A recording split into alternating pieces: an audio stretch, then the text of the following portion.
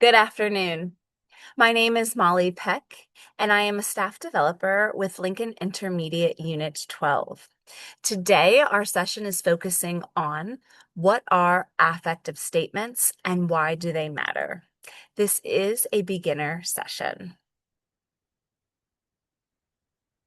Now, if you would like to connect with me outside of today's session, my email is there, mcpeck@iu12.org.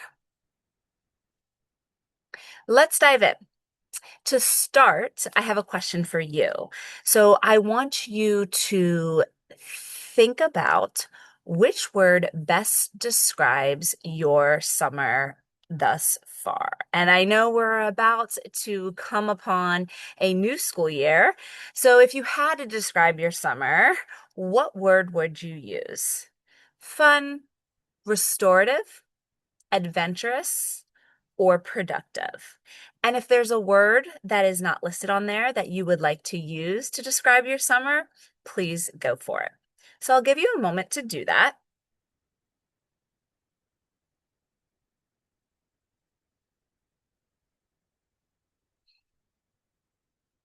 All right. So as we come back, we are going to come back to this slide. So I want you to hold on to the word that you chose to describe your summer. Now, our learning outcome for today is stated. We are going to practice affective statements that can be used immediately in your work every day. Now, before we dive into affective statements and why they are so important, I want to ask you to self-reflect. And you can do this on a piece of paper, you can do this in your head, but at this time, I'd like you to pause the recording and think through this question. How do you currently repair relationships with those you work with, whether it's a colleague, whether it's a student, a teacher, etc.? Once harm or conflict has been done. So take a moment, think through this question. Is it a positive experience? Is it a negative experience? Do you take the time to do it? Or is this something that you perhaps just push under the rug? So stop the recording and think through this question. All right, now that you've had time to do so, I would be curious if many of you during your self-reflection chose the word restorative as to how you currently go about repairing relationships. And that's kind of where we're going. The theme, I should say, for today is how can we, in a non-confrontational way, repair relationships? And so restorative is a word we're going to be using throughout. So with that said, if we had to provide a definition for the term restorative, so going back to our inclusive opener and the word that you chose to describe your summer, some of you may have chosen the word restorative. And I'd be curious to hear, if we weren't on a recording, what does having a restorative summer mean to you? Or what did a restorative summer provide to you? And I would hope that some of you would say things like, bringing me back to my former self, finding energy in myself again. With all of the chaos that can occur during the school year, this was a time for me to unwind and get back to being me. And that's exactly what restorative means. It's a bringing back to a former position or condition. Synonyms for this term would be healthy, good, or remedial.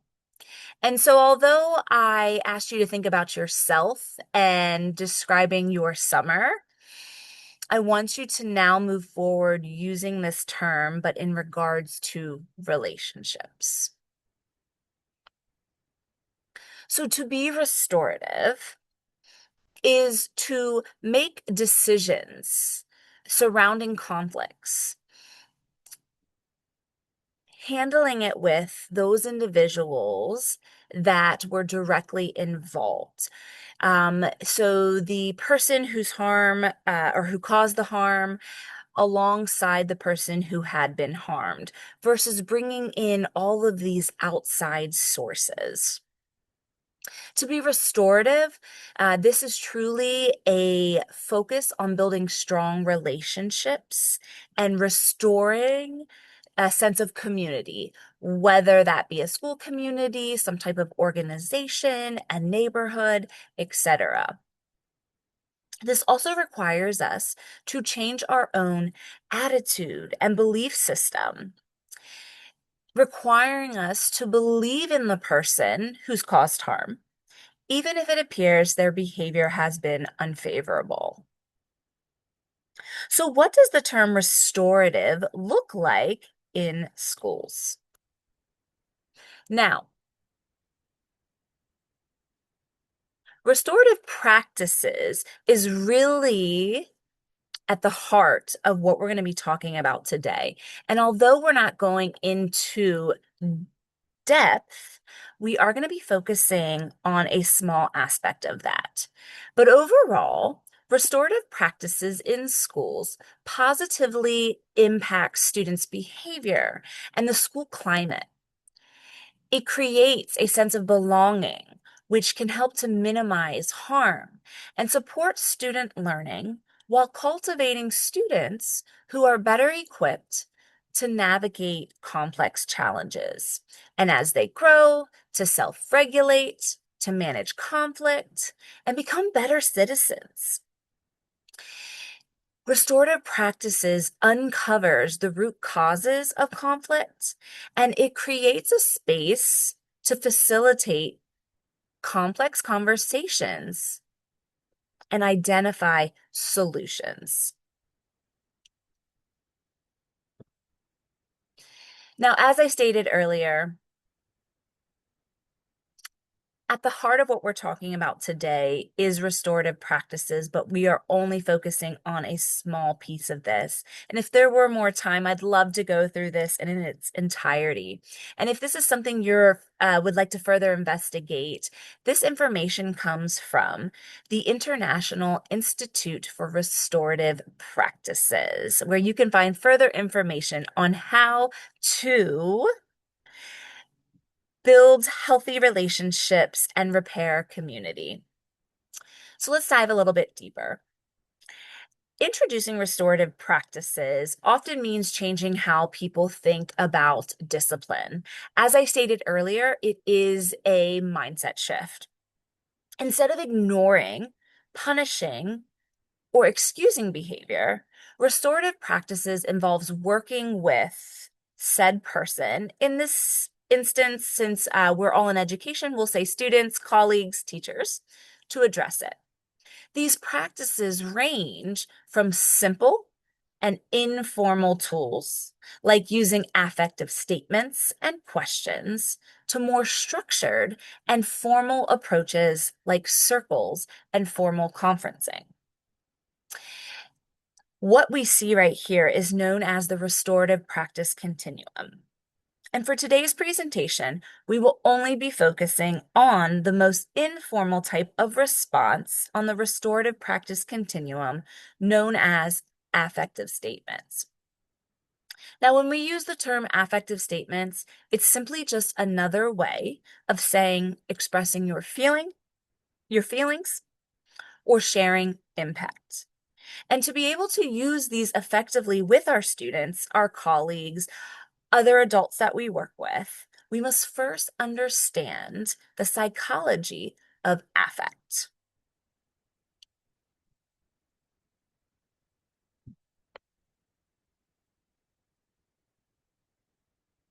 Now, on the slide that you see here,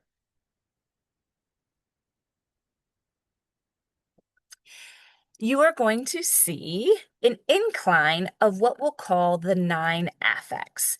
And this work comes from Sylvan Tompkins, who was a psychologist.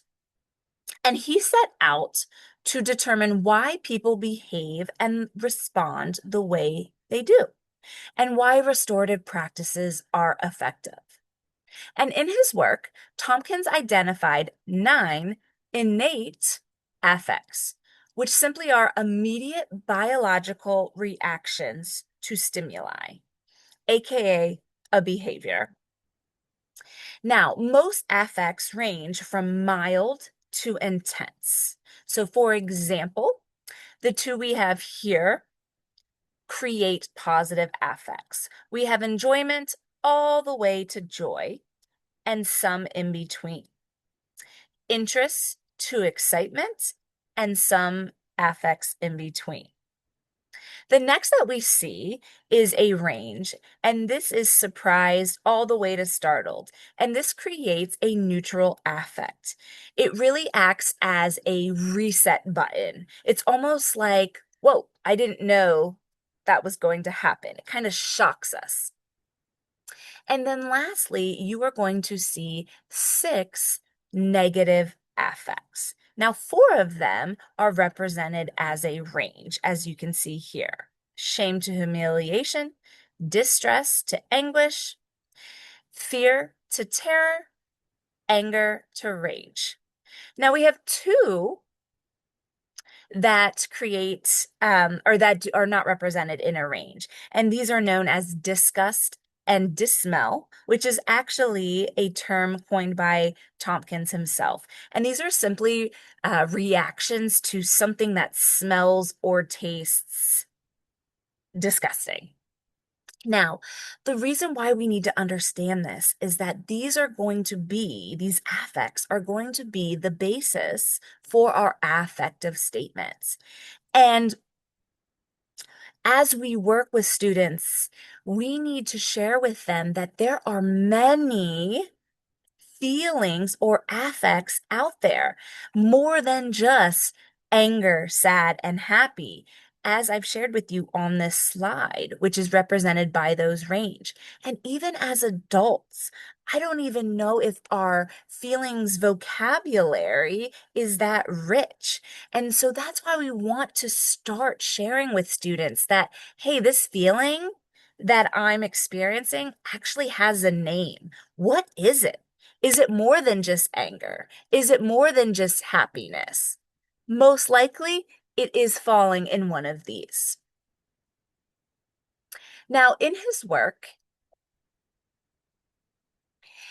Tompkins does state that human relationships are best and healthiest when there is free expression of affect or emotion, minimizing the negative and maximizing the positive.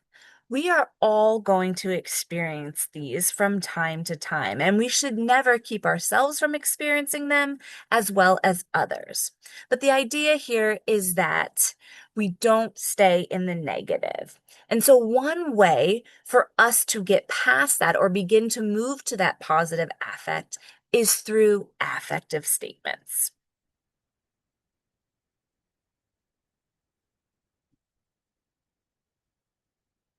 So, affective statements simply are a communication tool.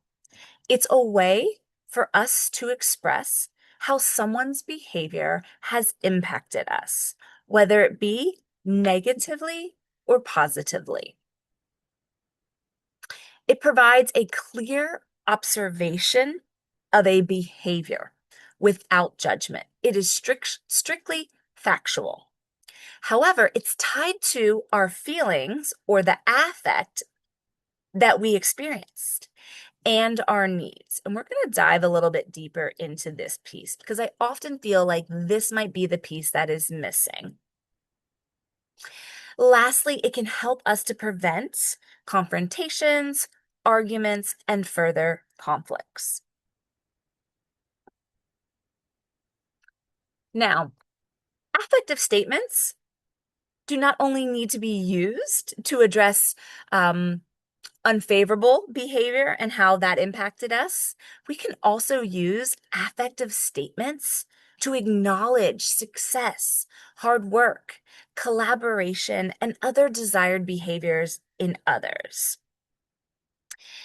Regardless of whether we're using it for the positive or unfavorable behaviors, we want to ensure that we are being as specific as possible. So, for example, we have good job today, Sam. Now, let's imagine Sam is a fourth grade student. It's the end of the day. He is lined up at the door, waiting for his bus to be called. His teacher walks by, says, "Good job today, Sam." Sam looks around, probably is kind of surprised. He might even say, "Thank you, Teach."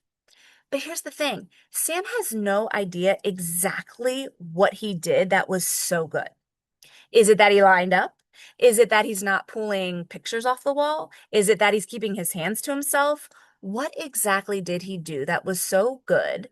Because the idea here is we want him to repeat this. So we have to give him the behavior that we want him to repeat. So that's where we become very specific. So here's another example. Sam, I was really happy that you worked for the entire class period. So working for the entire class period is the behavior that we want to see repeated again. Now Sam has an idea of exactly what I was so happy about. Now, that is on a positive note. So let's talk about what this might look like for unfavorable behavior. I have a statement here that says, by being specific, it helps us to separate the deed from the doer. So now let's imagine that Sam is lined up, waiting for his bus to be called, but now Sam is pushing other students in line. Might be grabbing their book bags, might be tripping students. We can only imagine. By being specific, I can say to Sam, Sam, it frustrates me when I see you touching other students or horseplaying with other students. And so I've got Sam separated from the action. All right. So it's not Sam who I am isolating or Sam who's unfavorable. It's his behavior of horseplaying, pushing, tripping other students. And so Sam's got a reset for tomorrow. He can come in, he can redeem himself. But by being specific, it truly separates the deed from the doer. So Sam is not a bad person, it's his actions that are bad. And then lastly, if we are going to be addressing or using affective statements to address unfavorable behavior, we want to make sure that we are doing, when possible, in private. Now, what I have on the screen now is on the left-hand side, we have some typical responses that we might hear ourselves say. I'll be honest, I have absolutely done this when I am frustrated and everyone's talking to me and so many things are happening and it's just my immediate response can go straight to negative. Maybe you've heard some colleagues use this language. But on the right-hand side, we have now turned this statement into, and I'm actually going to call these I statements before I call them affective statements. So let's imagine this word is not here and it actually says I statements.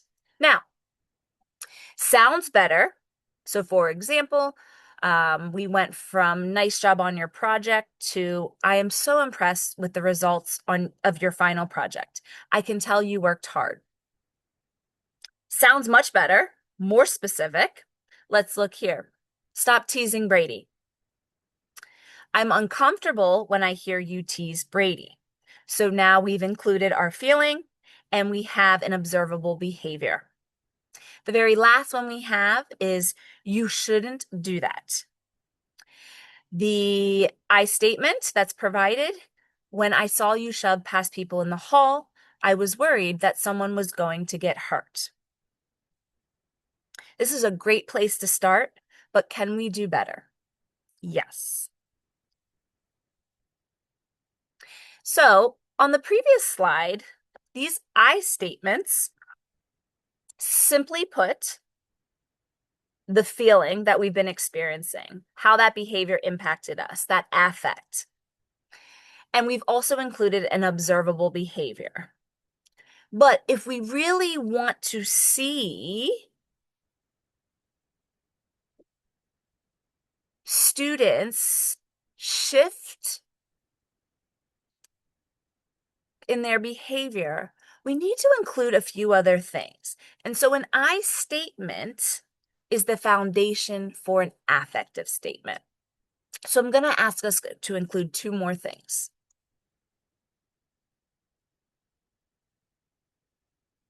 So we have our feeling plus the behavior we observed, but now we want to add what we need as a human, what we value as a human, plus a request or a plan for the future. And so let's take a look at what this could look like. Now, on this slide, I have provided a sentence frame that you might find useful, especially if this is something new to you, or it might be uncomfortable for you to start coming up with your own feelings, your needs, etc. So a very simple sentence frame that you can use is, I feel, you will state the impact, when, and then you would identify the behavior. The second thing you want to include is I need or I value, and explain what that is. Because students don't know what they don't know. So if you value collaboration and inclusivity, let your students know that upsets you when that wasn't happening, because that's something that's very important to you. And then lastly, follow it up with what I'd like is. So make a request or state a plan moving forward. So now a student has something to aim towards. So let's look at a few examples. I feel hurt when I hear people speak unkindly to each other. I need everyone to feel safe and valued in our classroom.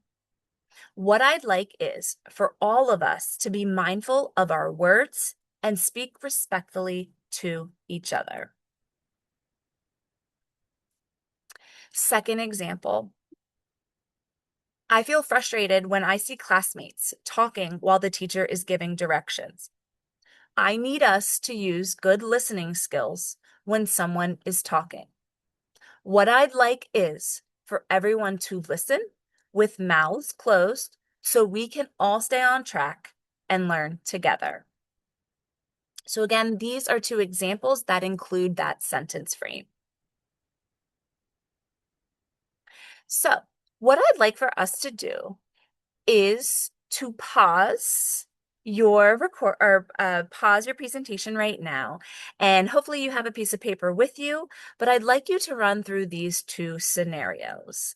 And you may use the sentence frame that I have provided for you, but if that does not feel authentic or genuine to you, then please change this up to best fit your needs. So the first scenario we have is you are working with a student one-on-one. The student is frustrated with the work, says, I give up, and pushes the work off their desk. So again, use my sentence frame or create something for yourself as long as it has those main criteria. Once you're finished with that, we'll go ahead and you can start on scenario 2.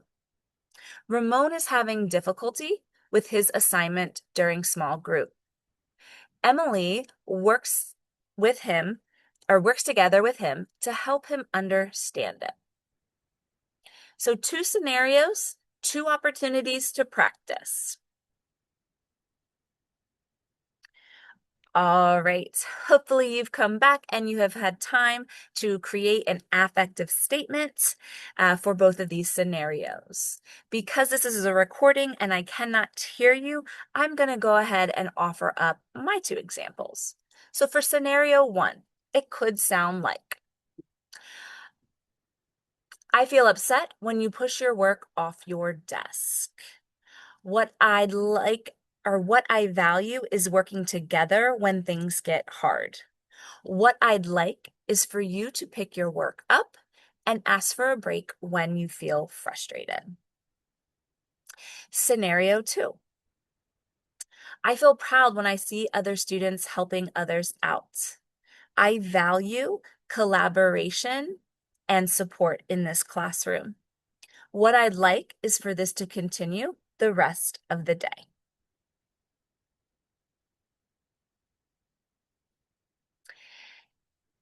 On this slide, I wanted to provide a few sentence frames for you or sentence starters for you, especially if this is something new um, and you're not sure where to start. So these are not sentence frames that include all of those pieces of an affective statement.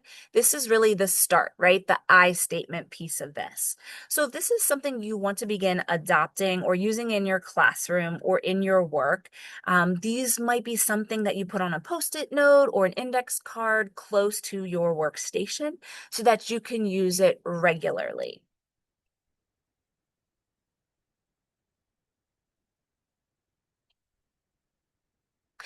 All right, we have another opportunity to practice. So I'd like for you to pause the presentation, and I will give you a choice on this one.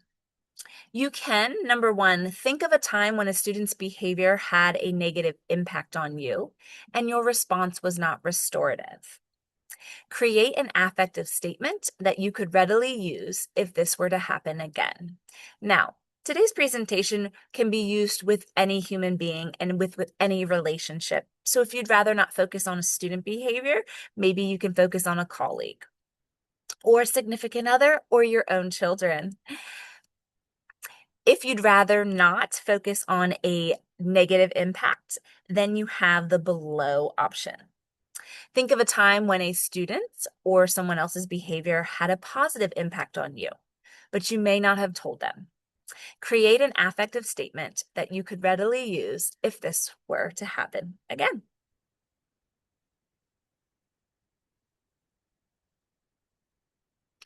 All right, coming back. Hopefully, you found value in this independent practice. Again, because we are on a recording and I'm not going to be able to hear your responses, I think the biggest thing I would highly encourage and make sure when you're looking back at your example is that it did include all four pieces of that affective statement: the feeling, the behavior, your needs or values, and a request or plan for moving forward.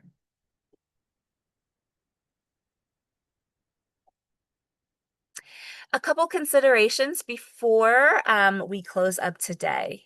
Again, you can use this with anyone, any form of relationships. Begin to teach your students how to use affective statements to resolve small conflicts with peers or teachers. You can post these sentence frames near your work area or around the room, especially if you're encouraging students to use this as well. And then lastly, um, consider what accommodations might some students need when using affective statements. So grade level, cognitive ability. So with some of our students, you might need to use some visuals. We might need to use some prompting. Again, those sentence frames, sentence starters. But again, these are so valuable and it's a great place to start when looking to resolve small conflicts. Here are some resources for you that you might want to explore at a later time. And then lastly, I'd like you to take a moment to pause the recording and think through this question. What next step will you take to begin using affective statements in your everyday work? And if not work, your everyday life? Thank you again for your time. Hopefully, you will be able to take your knowledge on affective statements and carry this into your school year. Best of luck. Thank you so much.